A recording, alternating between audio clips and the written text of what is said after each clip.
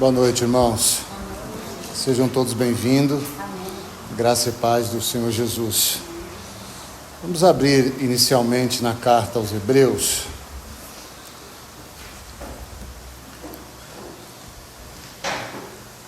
O Senhor tem nos ajudado por meio dessa carta, através da vida do irmão João. Já sabemos que é uma carta que fala então da glória da carreira cristã, fala do progresso da vida cristã, tem como mensagem central agradar a Deus e certamente por meio da fé, né? E essa fé então, nós vamos ver algo nesta noite, e a partir daqui então, dessa exortação que vamos ver no capítulo 3, nós vamos olhar um capítulo também em Mateus. O Senhor me conduziu a esse capítulo e depois que eu me atentei que o irmão João está aí no capítulo 24 também de Mateus, então acho que vai também nos ajudar a entender por que o Senhor deixou aqueles sinais, né, que nós vimos ali de um modo geral ali nesses últimos dias, a urgência desse despertar. Então que o Senhor possa nos ajudar nesta noite. Nós não vamos ler a exortação toda, né, ela é uma exortação longa, vai do capítulo 3, verso 7, até o capítulo 4, verso 13, é uma longa exortação, mas queria ler apenas então com os irmãos o verso 16, os versos 18 e 19, capítulo 3, versos 18 e 19, diz assim: E contra quem jurou que não entrariam no seu descanso, senão contra os que foram desobedientes? Vemos, pois, que não puderam entrar por causa da incredulidade.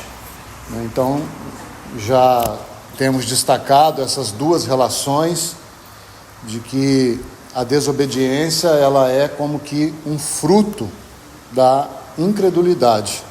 E o resultado da incredulidade é a desobediência, né? E a desobediência gera mais incredulidade. Então aqui não há primeiro e segundo, mas é sempre como que um círculo, né? Você tem uma atitude que gera outra, que gera a mesma, que gera... E assim esse círculo então vai girando. Então vamos orar para que o Senhor possa então falar um pouco mais ao nosso coração nesta noite. Pai, mais uma vez te agradecemos, muito obrigado porque temos a oportunidade de, neste tempo agora à noite, juntos, agradecermos ao Senhor, estarmos aos teus pés como a tua igreja, cremos nisso pela fé, tomamos posse disso pela habitação do Espírito Santo, confessamos o Senhor como nosso Deus e Pai, e então nós te agradecemos por termos essa convicção tão segura, tão clara, tão fresca em nossos corações. Obrigado porque o Senhor nos governa, obrigado porque o Senhor nos ama, obrigado, Senhor, então, porque sabemos que há um homem assentado no trono. E tudo isso, ó Deus, porque o Senhor mesmo planejou, o Senhor mesmo quis, e então assim entregou o teu Filho amado para que tudo pudesse ser cumprido. E na mesma proporção de entrega, te agradecemos, ó Jesus, porque ao perceber a vontade do Pai, o Senhor se colocou à disposição inteiramente para morrer, sem saber se iria ser ressuscitado, porque o Senhor morre como homem, totalmente dependente da bondade e da fidelidade do nosso Deus e Pai. Então nós somos imensamente gratos, ó Deus, por tudo que o Senhor como Pai ali então se dispôs a entregar, tudo que o Senhor como Filho ali se dispôs também a entregar. E ó Espírito Santo, te agradecemos pelo seu labutar frequente conosco, por tuas palavras insistentes em nosso coração. Muito obrigado, Espírito Santo, por esse trabalho árduo. Sabemos que o teu esforço é por conta de que certamente o Senhor conhece o valor da obra que Jesus Cristo realizou na cruz. Conhece muito mais do que nós. Então, por isso, o Senhor habita em nós. Muito obrigado. Deus, nós às vezes nos perdemos em nossa gratidão. Tamanho é tudo que o Senhor fez. Tamanho é a disposição de cada pessoa. Ah, Deus, fala aos nossos corações. Somos tão limitados para compreender a Tua justiça, a Tua verdade, a Tua graça e o Teu amor. Bendito sejas, ó Deus. Oramos, Jesus, em Teu precioso nome. Amém. Então, tendo em mente essa certeza que o texto aqui coloca, nós sabemos que isso já aconteceu na história. A primeira geração, que é a citada aqui, não entrou no descanso, porque justamente foram incrédulos e desobedeceram. Nós já sabemos que isso se repetiu até mesmo com a segunda geração, que entrou na terra prometida, mas aquele não era o descanso definitivo. E isso aconteceu terceira vez na época do Senhor Jesus, e é a essa época que nós vamos agora em Mateus, né? Como que uma terceira geração, ou uma terceira oportunidade, naquele momento que o Senhor então estava na terra como homem, e o mesmo aconteceu, a desobediência e a incredulidade. Irmãos, se isso já aconteceu 3 vezes na história do homem, não tenhamos dúvida, é isso que é o desafio, né, da história da igreja pós-ressurreição do Senhor Jesus, que seria esse quarto tempo, né? Nós temos ali o deserto, depois nós temos o tempo ali dos reis, né, toda aquela relação da escravidão e do cativeiro, depois nós temos o tempo do Senhor Jesus, e agora nós temos o tempo da igreja. Então, esse tema abordado aqui na carta aos Hebreus é um tema muito pontual, assim como toda palavra de modo geral. Mas, queridos, de fato, conversava com Cláudia hoje à tarde, quão difícil está verdadeiramente vermos irmãos e irmãs que desejam prosseguir simplesmente por amar ao Senhor. Não porque podem receber algo, porque podem ter algo, porque podem alcançar algo, mas simplesmente por amar ao Senhor. Então, que o Senhor possa usar desse tempo em torno dessa carta, a vida do irmão João, para que sejamos mais fortalecidos ainda, e tenhamos ainda mais a nossa esperança vivificada. Mas então lá em Mateus capítulo 21, pode abrir sua Bíblia lá, nós temos um exemplo que nos ajuda a compreender um pouco essa questão então da desobediência e da incredulidade. Mateus capítulo 21.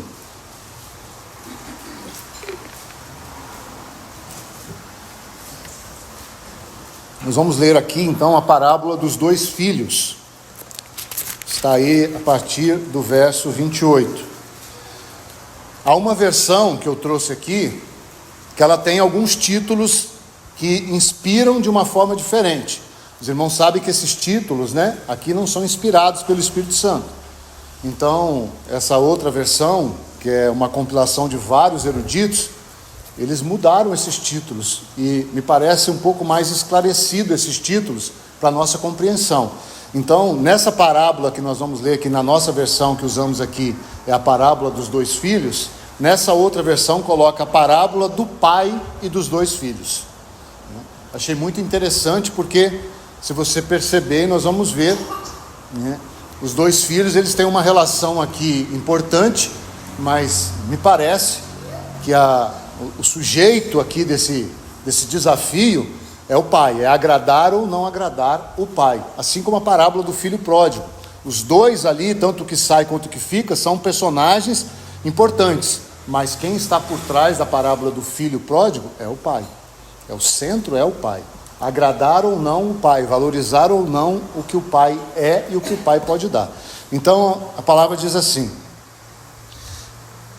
Mateus 21, verso 28. E que vos parece? Um homem tinha 2 filhos.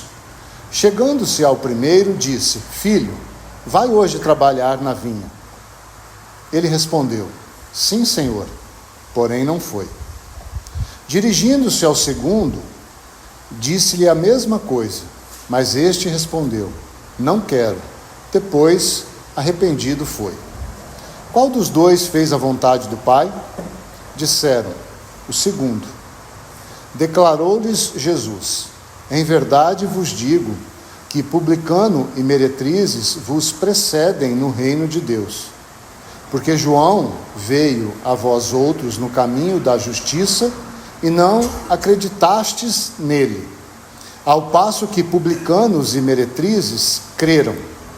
Vós, porém, mesmo vendo isto, não vos arrependestes, afinal para acreditares nele. Então essa parábola tem aqui umas lições simples, né? Nós não vamos nos deter nela, nós vamos pegar o contexto aí um pouquinho maior do capítulo 21, de uma forma bem objetiva, mas aqui nós temos então dois filhos. Um filho foi hipócrita, ele disse que ia e não foi, e o outro filho disse que não ia, depois se arrependeu e foi, né? Então nós temos a literalidade aqui aplicada à nossa vida, né? Essas duas reações são naturalmente as nossas reações, né? Uma reação na carne, normalmente nós na carne falamos que vamos obedecer, e no escurinho, né, onde ninguém está vendo, nós não obedecemos. E por outro lado, quando o Espírito Santo consegue alcançar esse eu endurecido, que é o contexto da exortação lá de Hebreus, então ele consegue nos levar ao arrependimento. Então, mesmo que nós tenhamos uma posição definida como homem, se o Espírito conseguir trabalhar em nosso coração, ele pode nos conduzir ao arrependimento, e podemos então chegar, vamos colocar assim, a alcançar esse lugar que esse então segundo filho alcançou. Por que eu estou usando essa expressão alcançar esse lugar? Por causa da palavra que aparece aí no verso 31, vos precedem. Vê se você acha aí na sua Bíblia. Vos precede. Acharam? Nessa versão que eu trouxe, vai dizer assim, o verso 31, o que interessa aqui: com toda certeza vos afirmo que os publicanos e as prostitutas estão ingressando antes de vós no reino de Deus. Então essa é uma exortação que fala desse progresso, que fala até precisamente, quando você estuda com um foco naquilo que temos tido então de entendimento do eterno propósito do Senhor, esse relacionamento com o Senhor hoje e a recompensa futura, essa expressão precede, ela vai indicar então posições diferentes no reino, até mesmo no que toca entrar, né, nessa questão então de reinar com o Senhor. Mas obviamente, irmãos, que o Senhor Jesus não iria lançar essa parábola aqui solta ou fora de um contexto. Assim como nós temos a carta aos Hebreus também, essa exortação que nós temos ali, ela não é uma exortação solta. Nós já vimos a estrutura da carta pela vida do irmão João, né? Como que o Senhor começa a carta? Com o ensino. Então a carta é construída assim. Então aqui também, em Mateus capítulo 21, nós temos basicamente também essa mesma estrutura, não de uma forma tão pontual ou tão literal como é em Hebreus, ensino, exortação, são 5 ensinos, 5 exortação, mas toda a carta é uma exortação, ou seja, toda ela é positiva. Temos lutado para construir isso na nossa mente, é uma palavra positiva de educação, de cuidado do Senhor. Mas se você olhar para a sua Bíblia aí, olha o capítulo 21 então, o início dele, Mateus 21, vamos nos deter um pouco aqui nos títulos e alguns detalhes. Então, na nossa versão diz a entrada triunfal de Jesus em Jerusalém. Na versão que eu trouxe, diz assim: Jesus é aclamado pelas multidões. Por que eu trouxe essa versão? Por causa dessa palavra multidão. Lembra que nós estudamos aí há poucos dias atrás essa relação das multidões? E nós estamos aqui basicamente nesse contexto. O Senhor Jesus está ali chegando no ápice da sua vida, né? Muitas situações já aconteceram. Esse é um momento então que se cumpre mais uma profecia, que ele entraria então em Jerusalém montado num jumentinho, e é o momento então que está chegando naquele ápice, onde ele poderia ser então feito rei. Mas há uma expressão linda na sua Bíblia, que eu não sei se você já destacou ela em Mateus, né? Que é de onde vem essa profecia. Olha o verso 5, Mateus 21, 5. Dizei à filha de Sião: eis aí te vem o teu rei humilde. Essa expressão, irmãos, define o tema do Evangelho de Mateus. O nosso Senhor é esse, o rei humilde. Esse é o Senhor Jesus em Mateus, né? Então, hosana ao filho de Davi. Esse é o rei humilde. Irmãos, essas duas expressões só podem ser usadas unidas quando se trata do Senhor Jesus. Você não vai achar um rei humano que de fato seja humilde. Nós podemos até achar pessoas que de alguma maneira reconhecem que não são tanto, mas de um modo geral, irmãos, esse reconhecimento ele vai muito bem quando tudo está bem.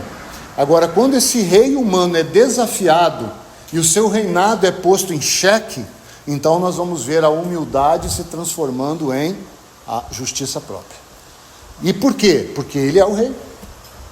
Então ele pode se defender. Ninguém pode falar assim contra o rei. Então o rei humano, não o nosso Senhor Jesus nesse aspecto, ou os reis humanos, eles podem até manifestar uma humildade, até que se pise nos seus calos. Então, essa expressão rei humilde, de fato, só é verdade do nosso Senhor Jesus. E por que isso importa? Porque é disso que o capítulo 21 essencialmente está tratando. Um momento, então, que Jesus, homem, iria se manifestar como rei. Mas ele não ia assumir o lugar de rei, porque ele não veio para reinar. Ele veio para morrer. Mas mesmo assim, irmãos, ele deixa aqui uma luz de lamparina ou de vela, para que aquele que pudesse ver essa luz pudesse então ter a oportunidade de reconhecê-lo como rei. Então, se você avança no Evangelho de Mateus, se você olhar aí a partir do verso 12, nós temos então a purificação do templo. Aqui na minha versão, eles unem as duas, né? Porque logo abaixo aí tem Jesus efetua curas no templo. Está acompanhando comigo os títulos? Mateus 21, verso 12, logo acima, a purificação do templo. E logo acima do verso 14, Jesus efetua curas no templo. Na versão que eu trouxe, eles unem isso aí e eles colocam assim: o templo é a casa de oração. O templo é a casa de oração. Guarde isso, porque nós, assim que vermos aí a outra parábola, a figueira sem fruto, você vai entender. Mas nessa porção que vai do verso 12 até o verso 17, nós temos essa expressão: hosana ao filho de Davi. Acharam aí? Hosana fala, salva agora, né? Então há esse reconhecimento aí. Mas de onde, irmãos? Logo abaixo está: da boca de pequeninos e crianças de peito tirastes perfeito louvor. Então essa passagem, ela traz para nós essa simplicidade do louvor que aquele rei humilde não teve. De quem? De quem está por trás dessa exortação do capítulo 21, que são os doutores e mestres da lei. Então isso já está sendo construído. No capítulo 18, Jesus já vai falar das crianças. Vocês precisam ser como as crianças. Ele já vem construindo por todo o Evangelho humildade e dependência. Por quê? Porque há um rei. Não um rei que vai se impor como rei, mas um rei que deseja ser conhecido ou reconhecido por aqueles que precisam entender que sempre serão pequeninos diante dele. Só que isso não está acontecendo. De um modo geral, as multidões, especialmente as multidões instigadas pelos mestres da lei, então elas estão abandonando o Senhor Jesus. E ele então vai deixando como que pérolas para serem recolhidas. E aqui está uma pérola. O perfeito louvor vem dos lábios daqueles que dependem do Senhor, que reconhece que Ele salva agora. E isso era tão importante naquele momento ali, irmãos. Esse Hosana deveria ter sido tudo para aquela geração.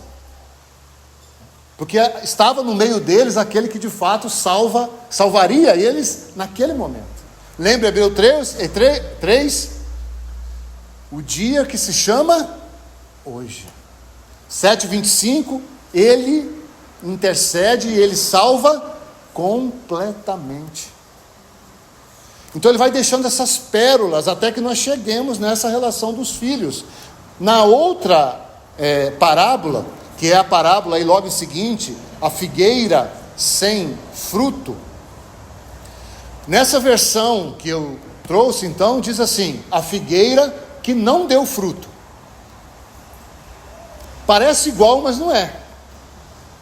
Porque se você pega uma frase e diz assim, a figueira sem fruto, pode ser que essa figueira não teve água suficiente, pode ser que essa figueira seja nova, pode ser que essa figueira esteja seca, entende?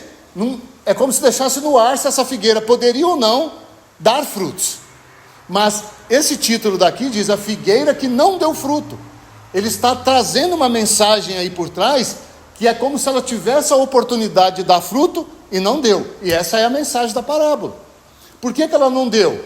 Porque não reconheceu o rei humilde, e então não teve esse perfeito louvor. Mas só que ele não está como que criticando na parábola. Ele vai deixar a chave de como essa figueira poderia ter dado fruto. E então, por que ela não deu?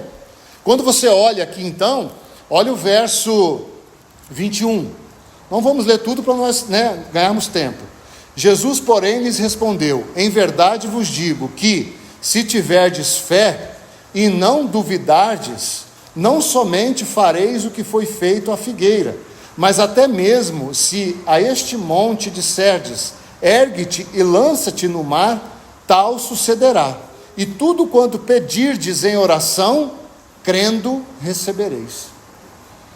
Irmãos, primeiro, fé. Sem fé é impossível agradar a Deus. Sem fé é impossível obedecer. Então, se nós temos fé, nós vamos então poder orar. Só que a oração aqui, e ela de fato é assim, é como que se você, no momento que você estiver colocando a fé em prática, a oração tem eficácia. Porque você viu aí o final? Se pedirdes em oração, crendo. Então ele fala da fé, crer. O que é crer, irmãos? Crer é colocar a fé em prática. E o que é colocar a fé em prática? É uma vida de união. Então ele está deixando uma pérola aqui para eles assim, usando esse exemplo. Olha, se eles crerem em mim, o que eles pedirem será feito. Então ele deixa mais essa pérola. Então você ouve muito aí fora as multidões falando assim, você precisa ter fé. Já ouviu isso? Quando você ouvir essa frase, você pergunta para a pessoa assim, fé em quem? Ou em quê? Faça essa pergunta para a pessoa. Você vai levar a pessoa numa grande reflexão. Porque não basta ter fé. Então aí entra a oração. Porque a fé te conduz a orar a alguém, que vai então te dar aquilo que você deseja. Mas você só recebe se essa oração estiver alinhada com aquele pelo qual você está pedindo. Se a oração for para o agrado dele e não meramente para o nosso. Então ele deixa as pérolas para que nós possamos colher. Hoje, se ouvirdes a sua voz, não endureçais o vosso coração. Então nós seguimos as nossas orações religiosas, que é o que as multidões estavam fazendo aqui, e ele está dizendo, olha, vocês estão orando para a pessoa errada, para o alvo errado. Aquele que pode dar o que vocês precisam está aqui no meio de vocês. É o rei humilde, vocês não estão reconhecendo. E da mesma maneira somos nós. Às vezes nós focamos tanto na oração, mas a nossa fé não está tendo uma consistência fresca. E aí nós nos perdemos na oração. Nós oramos pela oração. Como que o Senhor nos ensinou a orar? Onde começa a oração? Pai. Por que Pai, irmãos? Porque o desejo do Pai é que o Filho receba aquilo que o Pai tem para ele, e não aquilo que ele acha que é bom para ele. Quem é filho aqui? Todo mundo, né? Quantas vezes, hoje que você talvez já é mais adulto, você olha para trás e fala assim: ainda bem que eu não tive aquela coisa. Quantas vezes eu quis pegar o carro do papai com 9, 10 anos de idade e ele não me deu? Imagina se ele tivesse me dado.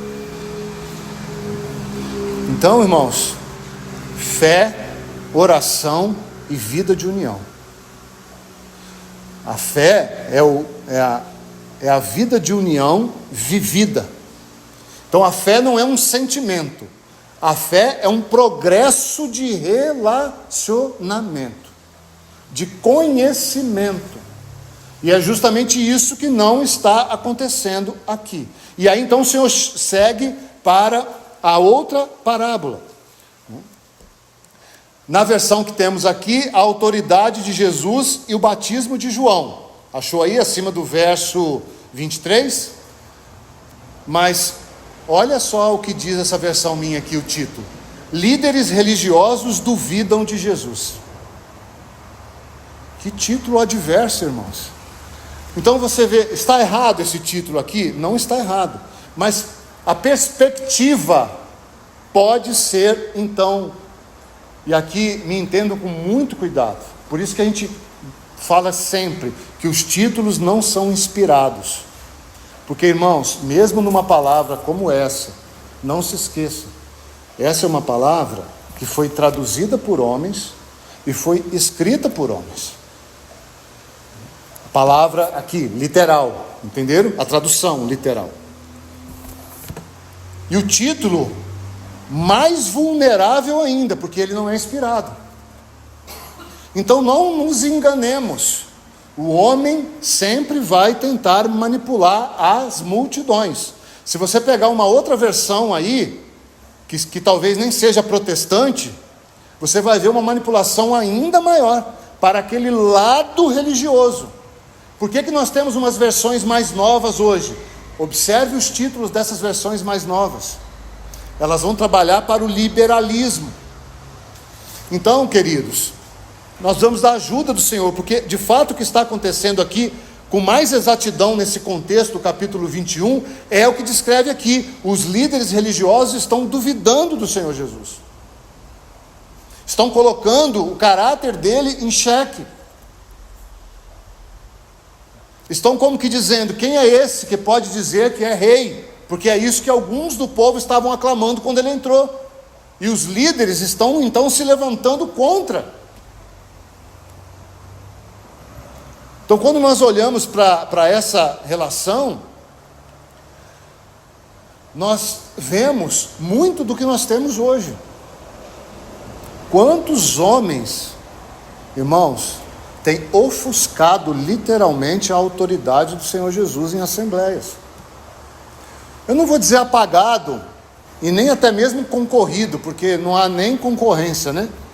Mas eles conseguem ofuscar. Por quê? Porque eles são mais brilhantes do que o Senhor Jesus? Não, porque o Senhor Jesus é um rei humilde. Não chegou o tempo dele vingar a sua posição nessa terra ainda. Então os homens acham que estão brilhando mais do que o Senhor Jesus, mas não é eles que estão brilhando mais, é porque o Senhor Jesus ainda não está brilhando nesta terra. A hora que ele brilhar, irmãos, lembra quando a glória dele entrou no templo, lá em Êxodo? Não tinha lugar nem para Moisés, que era aquele iluminado de Deus, quando ele descia do monte. Não tinha lugar para ele. Olha o que diz aí o último verso dessa parábola, verso 27. Então responderam a Jesus: não sabemos. E ele, por sua vez, nem eu vos digo com que autoridade faço estas coisas. Por que eu li isso aqui, irmãos? Porque quando os líderes, preste atenção nisso, se levantam contra a autoridade de Jesus, o que vai acontecer é isso aqui, ó, cegueira espiritual. O Senhor Jesus não entra em combate, irmãos, ele se retira, porque não é o tempo ainda. Não é o tempo ainda. Então as pessoas vão se, vou usar uma expressão mais pejorativa, né? Se amostrando nesse mundo. As pessoas vão crescendo em número nas assembleias de todo tipo religioso. E, de modo geral, parece aos homens que há um aval de Deus nisso. E, irmãos, se nós olharmos para esse contexto, nós vamos ver que justamente era o contrário. Esse povo que era o povo religioso crucificou o único que poderia ser hosana para eles. Paulo vai dizer isso. Se eles tivessem imaginado o que eles estavam fazendo, eles jamais teriam crucificado o Senhor Jesus. E aí então chegamos na parábola dos 2 filhos. Mas olha quanto que o Senhor já vem ensinando. Esses 2 filhos, ele está apontando para esses líderes de um modo geral. Quem vocês querem ser? Há tempo de se arrependerem. Mas o Senhor Jesus, por final, vai dizer: vocês são o primeiro filho, hipócritas. Por fora, muito bonito, por dentro, totalmente podre. Então veja que o Senhor não fez essa exortação aqui dos filhos sem dar a eles um caminho de arrependimento. Por isso que ele está falando de arrependimento, porque ele falou assim: olha, o rei humilde está no meio de vocês. Eu posso salvar agora. Basta que vocês tenham fé e alinhem a fé de vocês a Deus, não ao que é agradável a vocês, porque é isso que os religiosos estavam fazendo, e jogavam um jugo pesado sobre o povo, para que o povo pudesse agradar aos líderes. Então ele vem construindo um caminho, e o caminho não para. Qual a próxima parábola aí? A parábola dos lavradores maus. O que está em jogo aqui, irmãos? Herança. Se você ver aqui, eles mataram quem aqui? O herdeiro. Qual o consolo que os irmãos que receberam a carta aos Hebreus tiveram logo no início da carta? Que há um herdeiro de todas as coisas. Essa é uma glória, uma das 7 glórias do Senhor Jesus. Então ele está dizendo: olha, se vocês continuarem sendo o primeiro filho, ou seja, se vocês não tiverem fé, não estiverem uma vida de união, de oração alinhada àquilo que me agrada, então vocês não vão reconhecer o herdeiro. E se nós não sofremos com o herdeiro, nós não reinaremos com o herdeiro. Nós somos co-herdeiro com ele, mas como?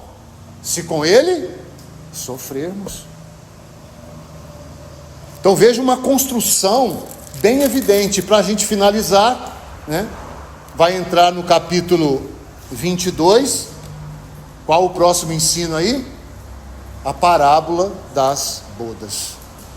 Irmãos, é uma parábola linda, né?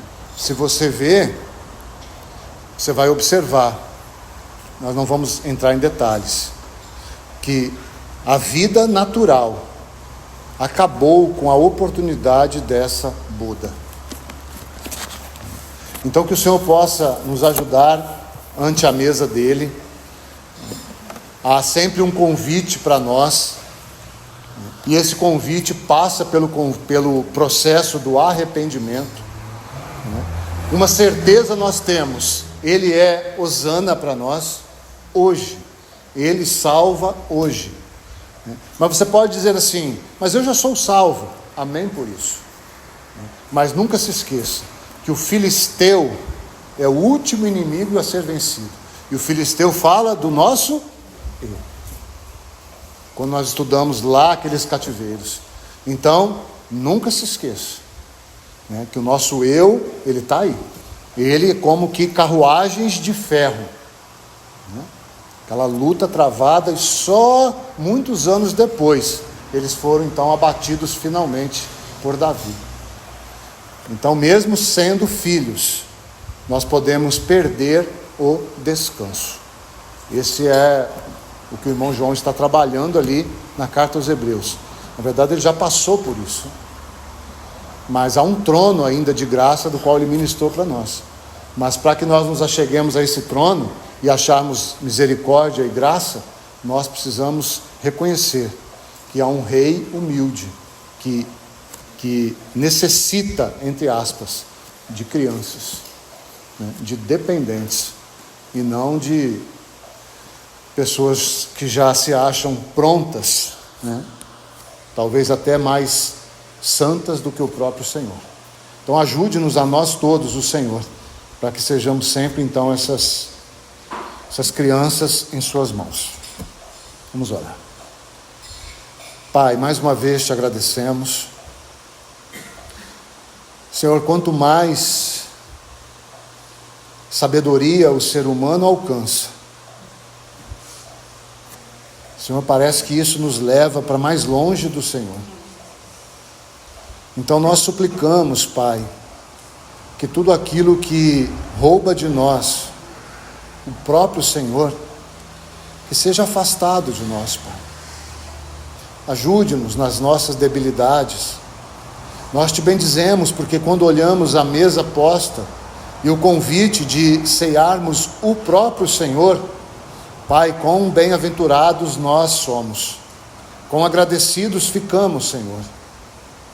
Mas ao mesmo tempo, Pai, tudo à nossa volta, tudo dentro de nós, briga naturalmente para que nos afastemos do Senhor. Então, por isso, a habitação do Teu bendito Espírito Santo é tão essencial nas nossas vidas. É o nosso tudo. Então, ajude-nos a não entristecer, não resistir e nem mesmo apagar o Espírito Santo. Nós nos entregamos a Ti e te agradecemos, Jesus, em Teu precioso nome. Amém.